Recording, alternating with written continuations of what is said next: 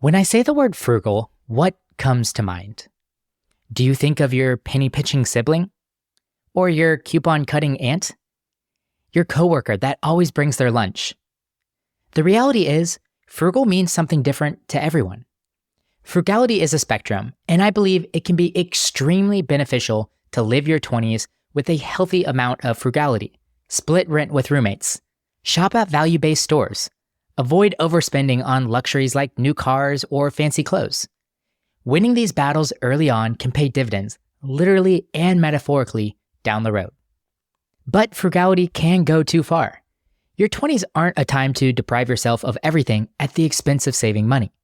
So, how do we find that balance? What are some signs that we've gone too far? And what can we be doing now so that we don't have to worry about frugality so much in the future? Joel Larsgaard, co-host of How to Money, will be answering those questions today. Joel is a recovering frugalite. After experiencing his parents go bankrupt when he was 12, he vowed not to let money impact him in the same way. In his 20s, he worked 2 jobs, used his bike as a primary source of transportation, and scoured the internet for the best deals. As Joel entered his 30s, he realized he might have taken frugality a little too far. At times, being frugal tested his relationship with his wife and had him making short-sighted decisions that might be considered cheap versus frugal. Joel will admit that he does not have it all figured out now, but I can tell that he's found a much healthier balance today. He still loves riding his bike, but works less and isn't afraid to spend money on quality items he loves. I enjoyed my conversation with Joel because I can see myself following in his footsteps. I often get lost in the bigger picture of financial independence. FI is not a number, but instead flexibility to reimagine what life could look like. If you're ready to experience what life could look like, let's get into it. I hope you enjoy my conversation with the craft beer lover and co-host of How to Money, Joel Larsgaard. You know those moments where you think, I wish I would have learned this in school? Those are the topics that we love to talk about. Join me each week as I interview experts sharing their strategies for solving problems that us young adults will face throughout our 20s and 30s. So what are you waiting for? If you want new episodes about adulting advice every Monday, hit that follow button.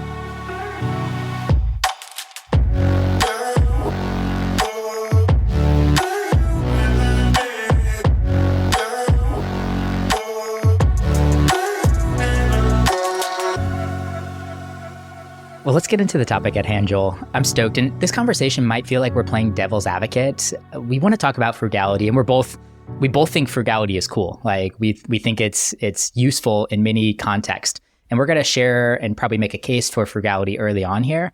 But then I also want to play devil's advocate with ourselves too, and talk about where frugality has gone too far, and we'll weave in both ideas and tactics, but also I think a lot of your personal story. Because I feel like you are a recovering, what do you call that? Like frugalite or something? Yeah. And a lot of your early childhood has probably impacted some of those. So I'm curious, once again, from the psychology piece, but also a little bit of the tactical piece. So let's start with a case for frugality. And you guys had, you and Matt from How to Money had a episode way back when it was Poor Not Poor. I believe episode 28, where you called it Frugality Gives You Options. Can you make a case for frugality using kind of that episode and what you guys talked about as a frame of reference? Sure. I mean, I think the average person doesn't struggle with being too frugal. The average person struggles with spending too much of their money, and everything in our society is kind of pulling you in that direction, right? TikTok Shop now is available wherever you scroll on social media. Instagram, every third or fourth post is essentially trying to get you to buy something. And these are the places that Americans spend so much of their time. So I guess frugality, we could all stand to, or most people could stand to incorporate more frugality into their lives, kind of pushing back against these consumeristic tendencies that grab a hold of us. It makes me think of the Stanley water bottle trend that's so hot right now. It's crazy. It is crazy. And it's a water bottle, a $40-something water bottle. And I was on Facebook the other day, Facebook Marketplace, looking for something to buy used. And there are people trying to flip Stanley water bottles that cost $35 or $40 or whatever they cost for like $180. And it's just insane. It's gone crazy. And those are the kind of things, though, that I think it's really easy for us as humans to fall into a trap of like, well, my neighbor bought this. This is the cool thing. I should hop on it. But it leads us down this path. And there are so many ways that things can get out of hand now with buy now, pay later. Mm-hmm. Talk to so many folks who, it seemed like this really insignificant, minor thing to pay for your jeans or whatever in 4 installments. And now they're using it regularly and they're in a cycle that it's hard to break. And so I think the case for frugality is it truly does give you options. The more you're able to grow the gap between what you bring in and what you spend, the more money you have in your possession and the more you're able to funnel into investments because you're able to curb your spending a little bit over time. The more that gap grows and the more you're able to save, you just have more options at your disposal. I just got an email from a listener and he said, my wife hates her job. What do we do? Like, it's terrible. She's supposed to come back into the office 4 days a week and the way they're treating her is ridiculous. But they're hyper frugal. They have options. She can get out of that position. She can totally get a part-time job even closer to home that doesn't suck. And I think without frugality, most people are stuck at a job that they hate because they don't have options because they haven't done much of any saving. And Matt did a really great job in that episode too. And he said, replace options with the word goals. And I think that maybe even gives it better clarity on what we're trying to state here with this case for frugality. With frugality and the example that you just shared there, if you weren't frugal in that situation and you were living paycheck to paycheck, your options are very limited. Yeah. You have to stay in that job probably and maybe simultaneously try to find and land another job, but you're stuck in that job until that job, another job or another source of income replaces that. Frugal people, that might not necessarily be the case for them. They are probably good savers that come along with it, and they can probably reduce their expenses so that they can elongate the time that they can spend maybe being out of work and looking for another job. Yeah, that's exactly right. And if you get laid off too, think about that. Granted, we've got incredibly low unemployment, not many layoffs happening right now, but if we enter into a cycle where there's more layoffs, one, stats show that people who work from home full time are going to be the first ones to get axed. So you have to be even more careful about building up savings if you're full-time work from home with your employer. It's kind of that out of sight, out of mind thing.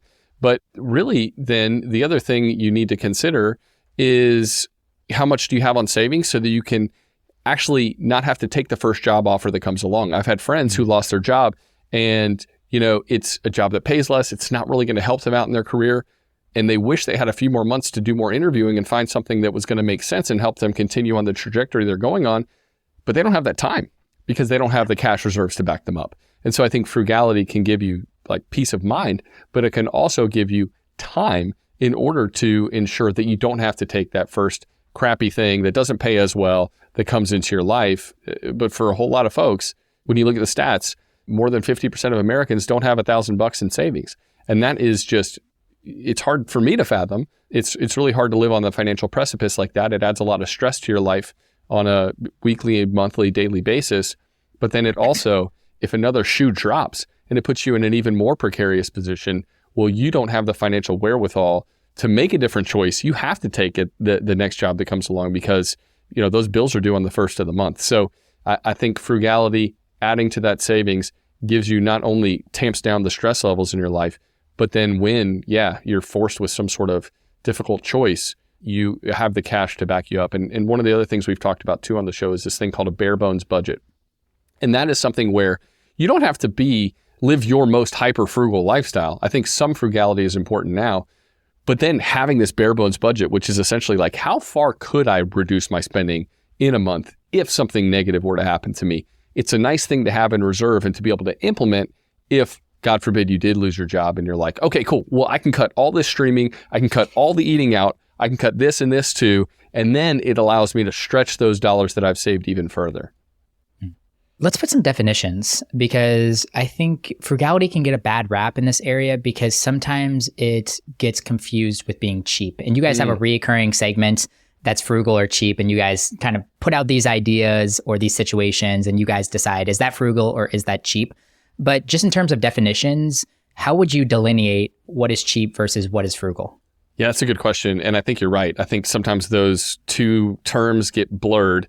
And so people are like, frugal, I'm not doing that. Like that just feels so antithetical to being able to enjoy a nice human existence in, one of the richest countries in the history of the world, if probably the richest country in the history of the world. So frugality feels like something that's like, well, that's antiquated. That's what my, great grandparents had to do in the Great Depression. I don't need to do that now.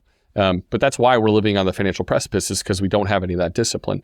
But yes, frugality and cheapness, I think of them as two different things. I think of being cheap typically as making a decision to protect your finances that harm somebody else. So for instance, it's like, I want to go out to eat, but I'm going to tip in a paltry manner that hurts the server, but I'm going to do what I want, even if the impact on the person who's, serving me is negative.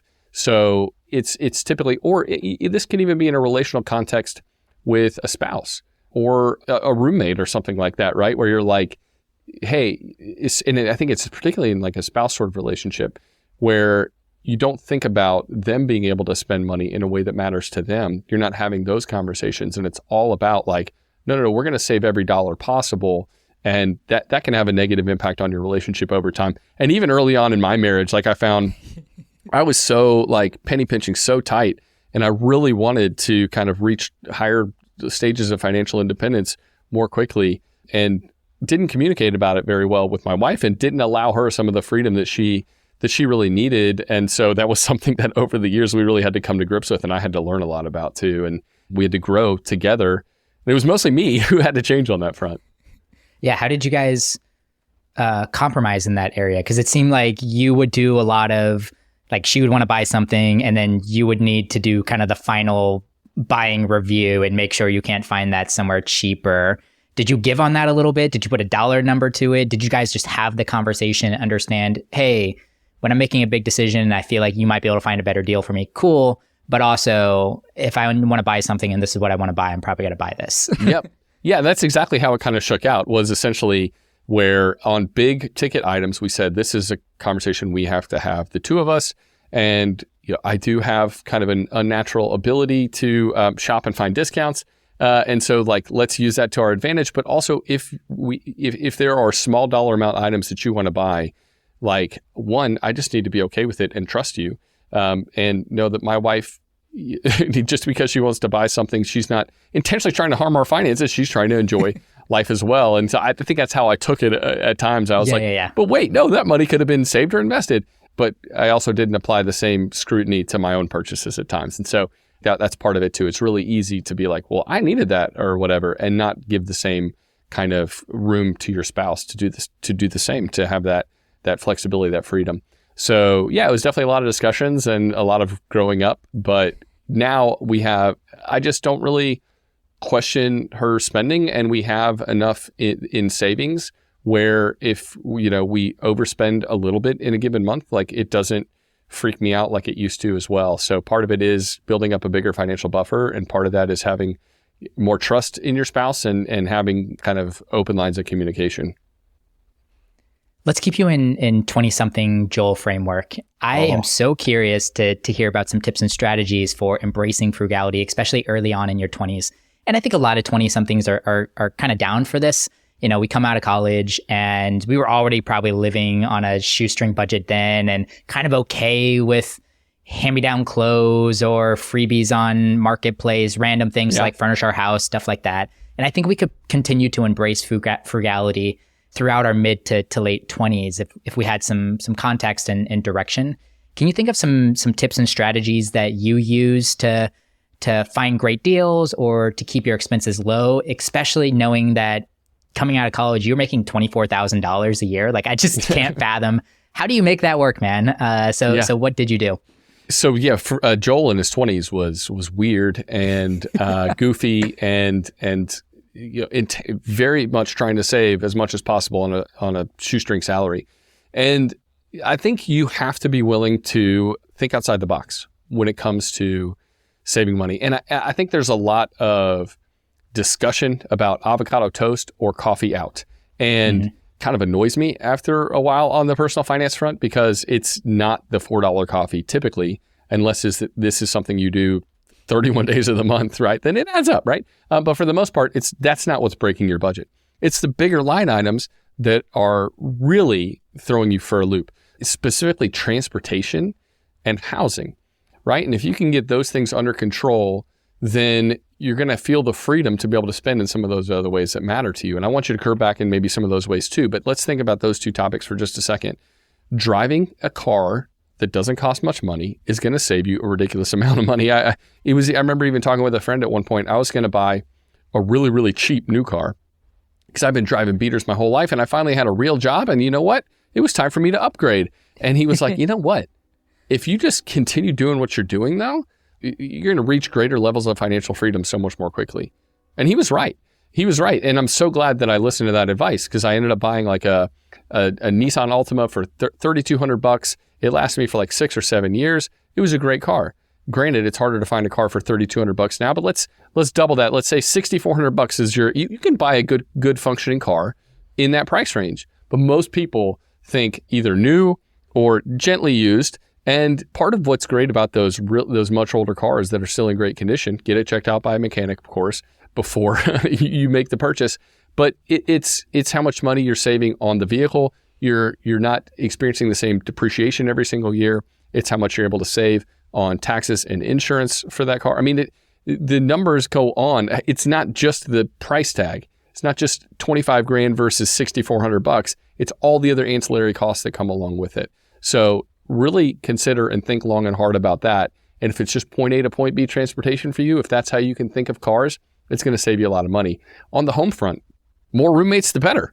Yeah, definitely. I lived in a 2-bedroom apartment with 2 roommates. And so I was in one room, another buddy in the other room, another buddy living in the living room. And then when I bought my first house, I love the concept of house hacking. And this is something that specifically in earlier years can have a dramatic impact on your ability to save money, because it's reducing your housing costs. And that is, when I bought a house, it was a 2-bedroom house. I rented out the other bedroom, and that helped curb the costs, my monthly costs for putting a roof over my head.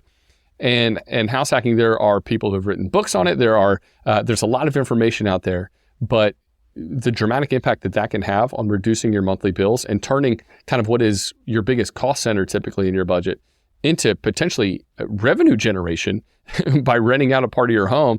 There's a guy, Craig Kurlop, who wrote the book on it. Incredible the lengths he went to, literally living in his own living room while kind of boarding house style, renting out all the other rooms. And so you can get real funky and real crazy. And like I said, think outside the box. The more you're willing to kind of lean in hard on that, some people are going to think you're weird, but ultimately it's going to save you so much money and bring you greater levels of financial freedom so much more quickly that it's going to be worth it. Reminds me of what my friend Doc G says, front load the sacrifice. There's something about those early 20s where you, like, I don't want to stay in a hostel now when I go to Europe, but when I was 23, bring it on, And there's something about our ability to be flexible and to be okay with kind of weirder, shittier living conditions that once you turn 40, like I am this year, like you don't feel comfortable making those trade-offs in the same way. So, I mean, I'm still weird and I still like to keep things frugal whenever I can, but it's just so much easier in your 20s to deal with some of that. And then it gives you just greater flexibility down the line. Yeah, let's lean into that a little bit more. And I love that Dr. G said that front load the sacrifice, because I really do think that's a lot of core concept of this podcast. Do the things right now, make the sacrifices now. You won't have to make them in the future, or, you'll really be happy or thankful that you did do them now versus having to do them in the future.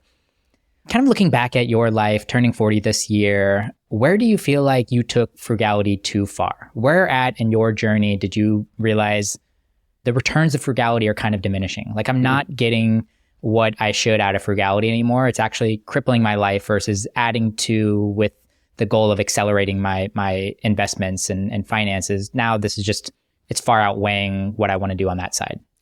Yeah, I think if you go too far down the frugal rabbit hole, you're like, frugality is your hammer and everything's a nail. And so you just think frugality fixes everything. I think there are real downsides to kind of going all the way down the frugality rabbit hole. Oftentimes it prevents people from doing other things to increase their income, maybe to funnel money instead of into a retirement account, into starting that business. Because, it's a little riskier. But that business could be something that generates significant income for you in the coming years. But you're not willing to take the risk maybe. The frugal person, I feel like typically the person who is hyper frugal is more risk averse. It could be that you save more money than you invest. Like you're just a little too nervous about investing more of your money. And so you keep too much in cash. I think the frugal person, that's a risk that they run. There are just many ways where you can just overdo frugality, refusing to think about investing in yourself, whether that's paying money for a course that's going to make you more valuable at work, help you advance in your career. So many ways that I think early on, frugality was a really helpful part of me being able to save and grow that gap. But there's other ways to grow the gap too, right? And part of that is to increase your value in the marketplace. And you need to think about that as well. And I think sometimes people who land in the hyper frugal spectrum miss out on kind of some of those other areas that are also really important. Yeah, you and Matt use the analogy, the tightening the belt analogy, and you can only tighten your belt so much before you start suffocating yourself, before you cut off your legs, things like that. And I do think that's right and correct. How would you go about though, making sure that you are taking opportunity with your money, but at the same time, you're prudently managing your finances as well? Because it's one thing it's easy for us to say, go take a risk and, take all your savings out and dump that into starting a business or go all in on something that you really believe in. I think psychologically and actually probably prudently that's probably not as easy of a decision. So how do you think about that? Do you allocate a certain amount or a certain percentage of your dollars to some of these opportunities, or how do you kind of think through that situation or decision making? When we're talking about taking a risk, I think you want to take both sides of it. You want to be willing to take a risk, but you also want to ensure that you're not overspending to take that risk. And it makes me think of a guy named Alan Donegan who talks about starting businesses. And he highlights all the ways in which you can start a business for free. And so I think you want to get creative. And sometimes frugality leads to maybe the creative spark that otherwise, if you just toss money at it, that's not the most effective way to proceed. And also it's going to maybe amp up the risk spectrum in a way that you don't need to, right? So if, let's say you even have $10,000 to start a business, well, it's probably a really good idea to say, how can I start it for $1,000? Is there a way that I can do this much cheaper and yet still, and maybe even find a way in this to pre-sell items that I'm creating, like get a proof of concept. And then instead of like sinking all $10,000 into creating all the widgets you're selling or whatever, say, I'm going to show people what I'm making, but I'm not going to produce them all yet. I'm going to wait for the orders to come in. I'm going to wait to get the funding essentially from my customers. As I'm finding those customers, then I will start to create the widget that then I'm delivering to them. So I think sometimes that frugality can give you that creative spark. It can funnel you to think about things a little outside the box instead of just tossing cash at it. But then it's also really important to say, well, there are some businesses that require more cash. Yeah. And it's even okay sometimes to borrow money in order to help fulfill this dream and in order to help get this business off the ground. And in that case, you just have to be careful about, the terms of the debt, and you have to be thoughtful about how much risk you're taking on. There was another caller that we had to the show recently. She and a business partner started this new venture and it's going really well. They just don't get paid anything yet, right? They will at some point, but it's going to take a minute. And her spouse had a day job and then he lost his day job. But I would say they made a calculated risk that made sense because she was going into this endeavor where she knew she wasn't going to get paid anything for a couple of years. And he was kind of the breadwinner bringing home the regular paycheck so that she could do that. So it was thoughtful. It's not like they went in and did something crazy without really planning things out. You just can't plan, or you can't avoid the worst case scenario. They still had a lot of cash and savings too, so that was going to help them in case of the worst case happening. But yeah, so think along those lines. How can I mitigate some of this risk? How can I be frugal in this new endeavor, but also be willing to funnel some cash and to put a lot of effort into the thing that you're starting up? Yeah, I love that idea. I think that makes a whole lot of sense. And it could be a delayed approach too. Like maybe you know you want to spend 10,000 on the business and you're going to allow yourself to spend 1,000 now. And if you see it through and it's still going successfully 3 months later, you give yourself another $3,000. And then if 6 months in, you're still at it, you give yourself another portion of that money. So maybe there's some goal setting and rewards that are kind of a part of the process. Because once again, the last thing I want someone to do is hear us talk about going all in or taking chances or taking risk, and they just spend the 10,000 right away and they didn't really think through it or really see if it was a business need or a business case in that kind of situation. But I do love the fact that I honestly think frugality is what, once again, back to our case for frugality gives you that option to take more risks too. 100%. Because being frugal, like the caller that you had in there, she was probably prudent and frugal and saved money, and she could spend a year without getting paid and go take that risk. I'm even thinking about my own situation. I got to take a 7-month sabbatical, and that was because I put aside a lot of money and I was very frugal and prudent with the money that I was spending over time. And I wasn't happy in my career at that time, and I didn't know what I wanted to do, but I had another option, which was just not work at all because I could, and I could afford to do it. And it's been great for that reason. So I do like how actually frugality might give you some options. And through that sabbatical, I launched a podcast, and that's what you're listening to 4 years later. Yeah. And it's kind of cool that, once again, I probably would have never pursued podcasting if I didn't start that sabbatical. I would have never taken that sabbatical if I wasn't frugal and saved my money. Yeah, if you had a massive monthly payment because you bought a brand new Rivian SUV or something like that, the sabbatical wouldn't have happened. The podcast wouldn't have happened. You're right. Like, so that's a choice that we all have to make. And at some point, I would like to own a Rivian SUV. They're incredibly expensive. And so even though at this point I could afford it, I still don't care enough. And I'm going to wait until it's a drop in the bucket of my net worth to buy the Rivian SUV that I want. So I'm 40. I'm thinking like, all right, I'll buy a used Rivian SUV when I'm like 45 or something like that. It's the ability to kind of say, okay, this is something I do want, but the order of operations matters. And if and the earlier I pull that consumption up into my life, the fewer options I'm going to have. If I can delay that consumption just a couple of years, 2, 3, 4 years, and say, that's something I want. I want the expensive vacation, or I do want the nicer car, or we do want to upgrade our house. It's not that you can't or shouldn't ever do those things. It's just if you can punt on them for a little while, it allows you the ability to maybe save up more instead of that 5% down payment on the house. Save up for a few more years. Now you've got a 20% down payment. Now you're not paying PMI. And granted, I know a lot of people say, well, if I just bought in 2019, and that's true. You never know if the market's going to take off on you like that. That's not something we could have predicted. But the more you can save up to kind of allow yourself that lower monthly payment then perpetually for a lot of years to come. Those are the kind of moves that really do make a difference. And I think that's not talked about enough. It's like, great, you want this thing? It's probably worth it. But can you wait 2 years and just increase your savings, increase your investments, increase your net worth? And then that thing feels like a much easier swing down the line. Yeah. The biggest thing I took away from that answer that you just told me was the order of operations. And I was even thinking about that in our thread about starting a business.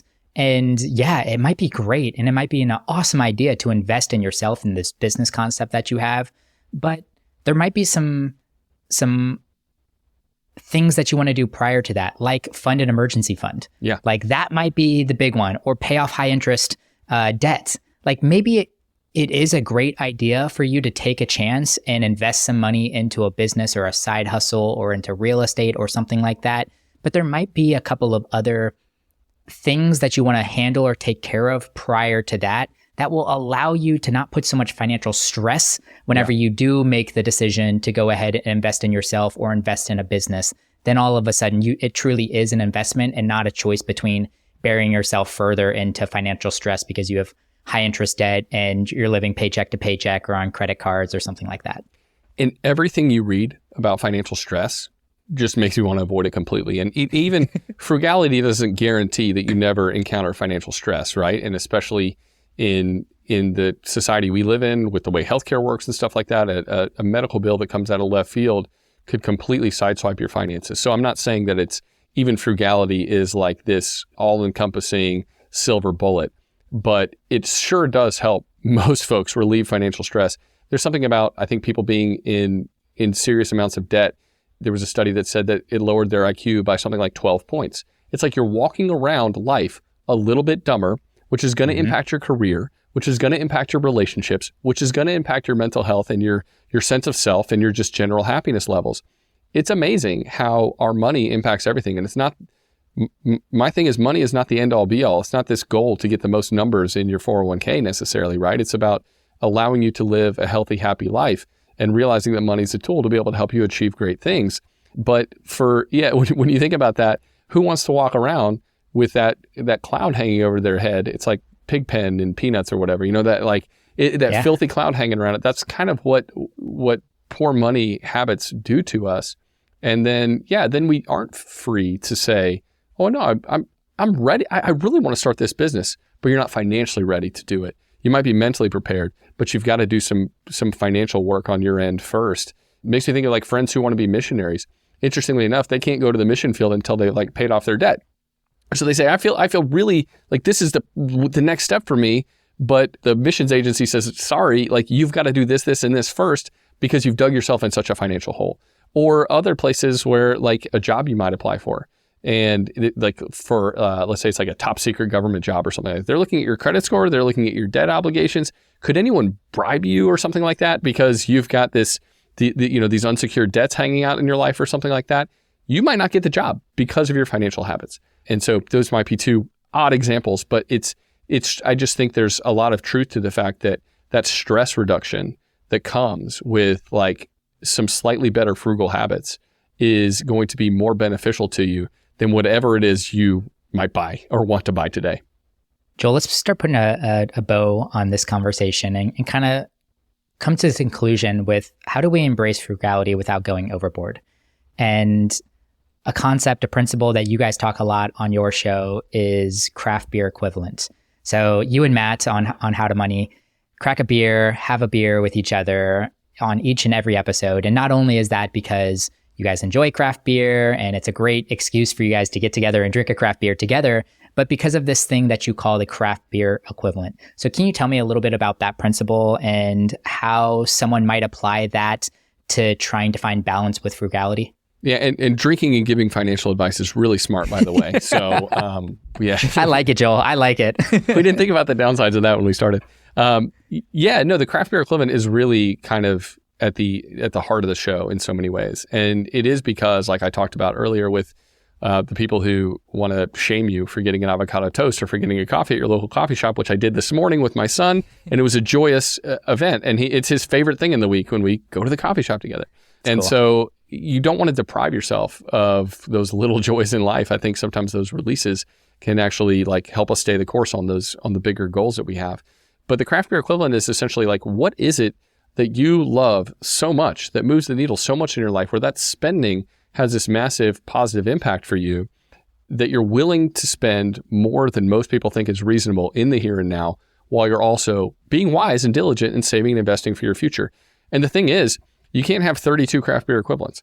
You could probably have a few, like we talk about having 2 or 3, right? Having 32 would be overboard. But like, what are those 2 or 3 things? And if you really are thoughtful, and we have something on howtomoney.com, a How to Money mission statement, which we can link to in your show notes, where you can kind of walk through some really important questions that will help you decipher what's most important to you.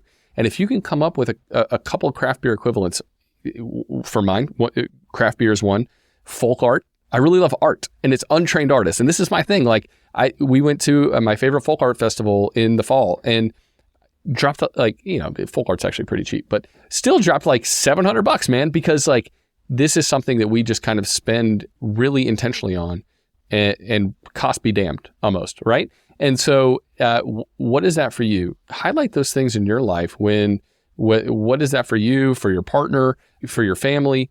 And what are we going to spend on intentionally? And then think about all those other bills in your life.